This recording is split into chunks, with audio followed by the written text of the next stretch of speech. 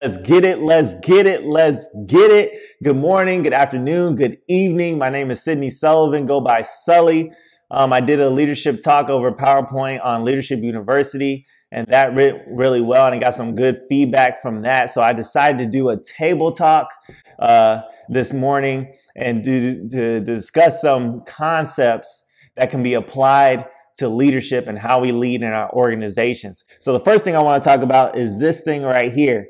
And this thing is a steel ball bearing. It is a steel ball bearing. A retired command sergeant major of mine, he said, Sully, I used to walk around, I used to give these little steel ball bearings to my troops, and it'd be a reminder of them to keep their military bearings. So whenever they lost their composure, or they were out of pocket, or they were just straying off to the left or to the right, I would have them pull out their bearing. And I said, I get that from a military standpoint, but what's the practical use of a ball bearing? He told me there's all kinds of uses for ball bearings. He's like, you can virtually find them anywhere. So I did my research, and it turns out Leonardo da Vinci was one of the first creators of the ball bearing, and he wanted to use these in what he deemed of his version of the modern day helicopter.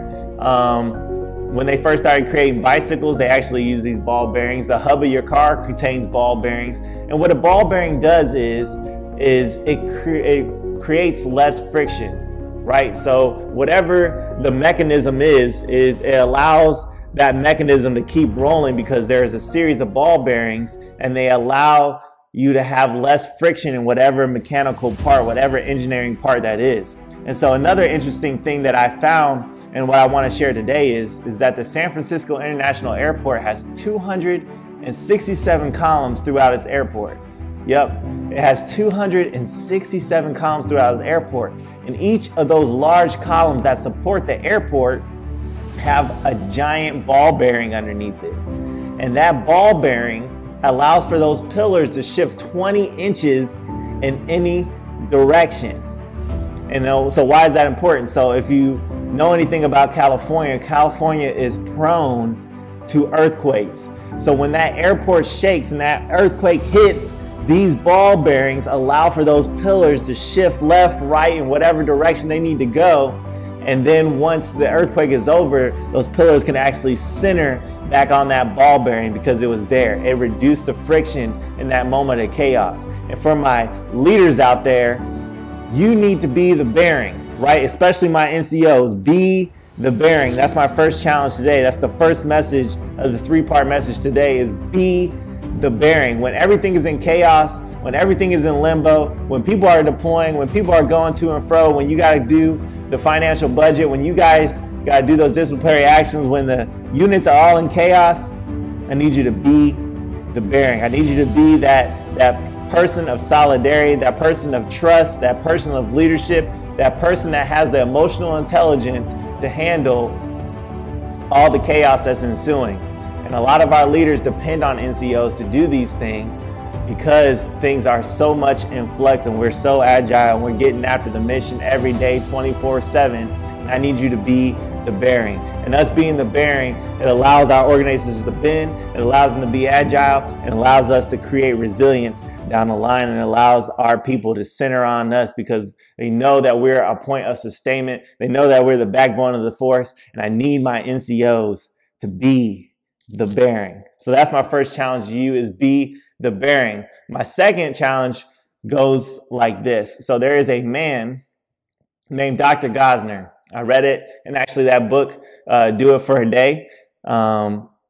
He is a scientist that studies plants that have leafy bark. So he basically studies bark-like trees, bark-like plants.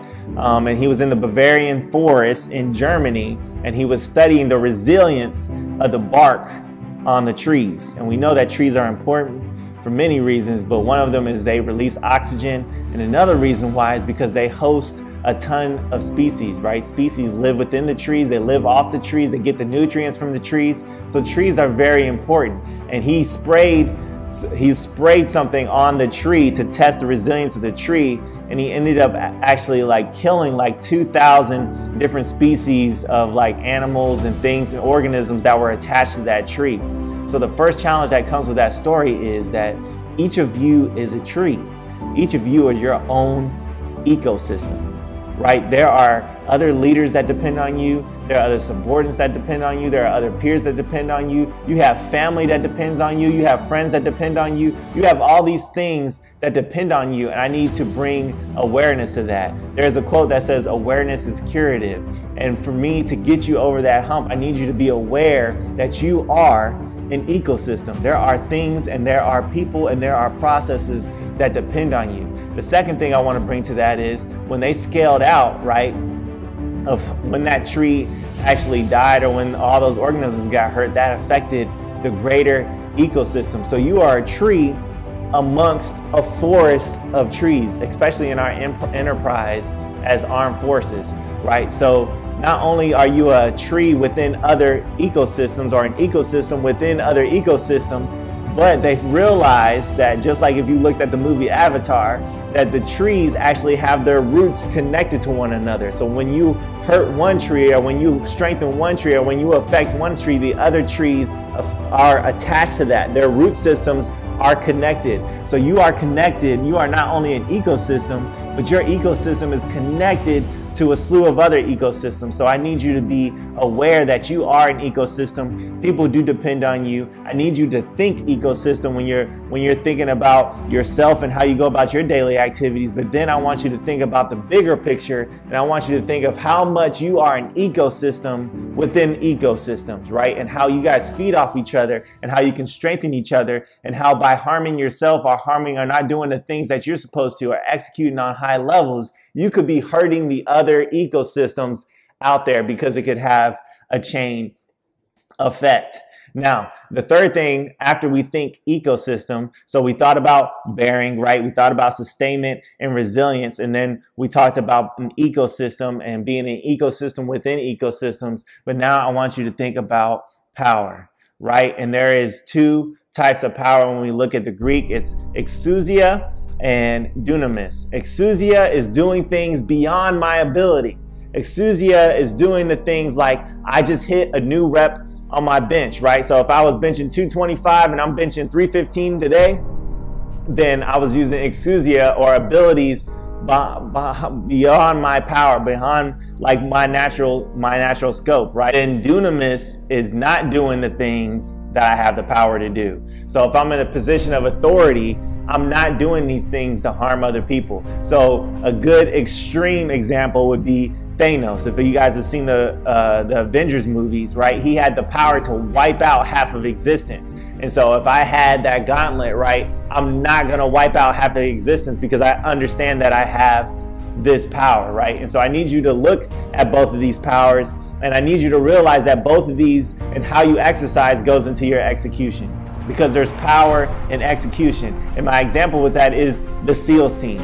My example with that are the Rangers. My example is pararescue. And there's other things and forces that I could name that are out there, but I think you get the message. Look, these people not only have the power to go beyond their means and the resources to do certain things, but they have the power to actually do the wrong things if they use them the wrong way. But not only do they use their power and they execute on a high level, they also are high on ecosystem, right? And we need them to be high on ecosystem. We need them to gel as a team, right? When they're going through their basic training, one of the things that they're getting rated, one of the things they get judged on is how they work as a team, how they work as an ecosystem. So not only do you get a full up round in one person who has a specialty and they do something special for the team, right? That tree, we're talking about that tree, we're talking about being that bearing. Not only do they have that one person that has that high execution and they have the power to do certain things, but they are an ecosystem within an ecosystem. They have people that can do special things, and then as a team, they knock out whatever that objective is. So I hope that you got something from this message today. I want you to be the bearing. I want you to understand you are an ecosystem. You are valuable. People do depend on you. And then I want you to realize you are an ecosystem among ecosystems, right? I want you to realize your roots attached to the roots that affect other people's ecosystems, right? And how you can be effective within the greater scheme of ecosystems. And then I want you to use your power, right? Understand the levels of power, the different types of power that you have,